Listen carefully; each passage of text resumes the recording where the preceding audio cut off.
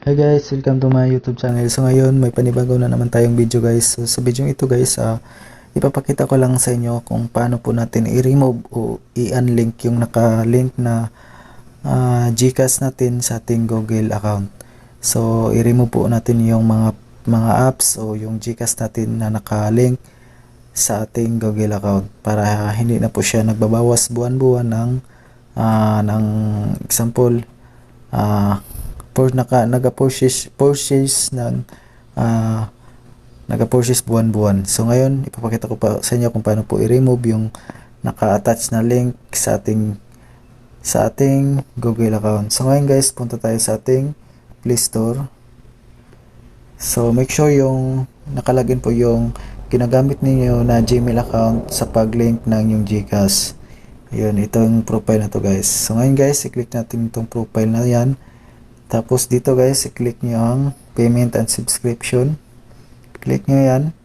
Tapos itong subscription guys, click lang nyo yan. At ito po yung nakalagay guys, Avast Securely and VPNs e-privacy. So ngayon, ito po yung i-remove ko guys na apps na nakalink dito sa ating Google account para hindi na po siya nagbabawas ng buwan-buwan ng 49 pesos. Kasi pag hindi ito i-remove guys, buwan-buwan po is nagbabawas po sa inyong GCash na 49 pesos. At ngayon i-remove po natin to. I-click lang nyo itang fix payment.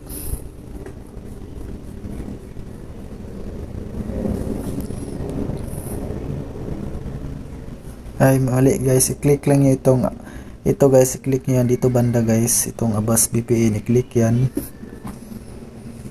Tapos ito guys, nakalagay dito post payment or cancel subscription. So ngayon guys, i-click lang nyo itong cancel subscription. So ito po yung nakalagay guys, what making you cancel. So ano daw ang purpose, bakit natin i-cancel yung subscription natin sa Avast VPN. Before canceling, let you know your response may be shared with your developer. So ngayon i-click lang natin itong I don't use this service enough, I found better app, technical issue, other. Click lang natin ang other. Wag na lang yan guys, wag na lang yung other. Ito na lang, I don't use this service enough. So i-click natin ang continue. So ngayon i-click natin ang cancel subscription. Sa cancel subscription, your subscription will be cancelled immediately. You no longer has access to these benefits from Avast VPN. So ngayon i-click natin ang cancel subscription. Subscription you cancel. So ngayon guys, yun, nawa na po yung Avast VPN guys. I-click natin sa subscription, back tayo. At ito guys, nakalagay na po dito guys, Avast Secure Line VPN Privacy 1 month subscription expired on February 10, 2023. Ayun.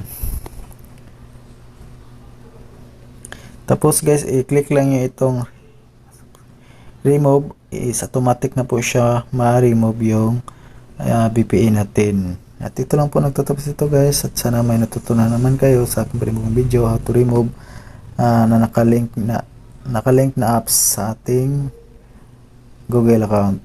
Thank you for watching guys.